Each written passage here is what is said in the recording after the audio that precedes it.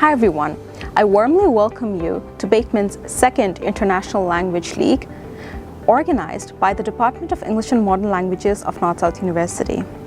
I, Shanila Tasmin Shormi, am working as a lecturer at the Department of English and Modern Languages, and I'm here today to present to you about one of our exciting segments, Impromptu Speech. At first, let us familiarize ourselves with the term impromptu. What does the word impromptu mean? Now, the word impromptu means something that is unfamiliar or something unrehearsed. And if you connect the word speech to it, we have the term impromptu speech. Therefore, an impromptu speech is a speech where you present your ideas without any prior preparation. So you get a topic assigned to you and you get to prepare your ideas, say, for 5 minutes, and after that you deliver the speech for 3 minutes. Your topic can be assigned to you in the form of a phrase, it can be in the form of a quote, or maybe even an object. Who knows? However, don't be scared. Today I'll give you 3 tips as to how you can prepare better for your impromptu speech. After giving you the tips, I'll give you information about the mark breakdown so that your preparation is solidified. Tip 1. Speak from experience.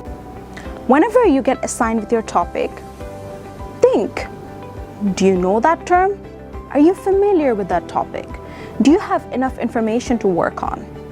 Chances are high, you may know some facts and figures connected to that topic, but then again, don't get too carried away by those. What new data or information are you bringing to the table? Everybody knows those facts and figures, right? But yours has to be different. Therefore, try to establish a personal connection with that topic. For example, let's imagine your assigned topic is Pohela Boishakh, all right? Now, of course, you can say something usual like Pohela Boishakh is the Bengali New Year. It is celebrated every year on the 14th of April. People wear white and red colors on that day. Chances are high people already know those pieces of information. So what new information are you bringing to the table? That is why replace it with something that you can connect with on a personal level. Instead of saying the former dialogue, say something like this. Pohela Boishakh. Every year, I'm always excited for 14th of April to arrive because it's a Bengali New Year. I am excited to wear my red and white sari or red and white Punjabi because I look forward to spending that time with my friends and family. After all, they are the ones who make this festival jolly for me. Tip 2. Organize your thoughts. With all those ideas swarming in your head, I know it can get a bit daunting. How do I organize these little pieces of information? How do I decide what to say next? Fear not. You can always have a general framework in your head before you even start off with your speech. Remember, when you begin a speech, it's always best to introduce the topic. So why don't you give a small but compact introduction to the topic? Next, basically just give a heads up to what you're going to talk about. Afterwards, once you're done with the body of your speech, you can move on towards the conclusion to wrap up your ideas. Don't forget to thank your audience for their time. Tip 3. Deliver in confidence. I know that putting yourself out there sounds very frightening, and all of us are scared about being judged by others, and believe me, it's a very rational fear. But you know what? The trick is to hide those fears and put up a smile. So how do you do it? You use appropriate nonverbal cues.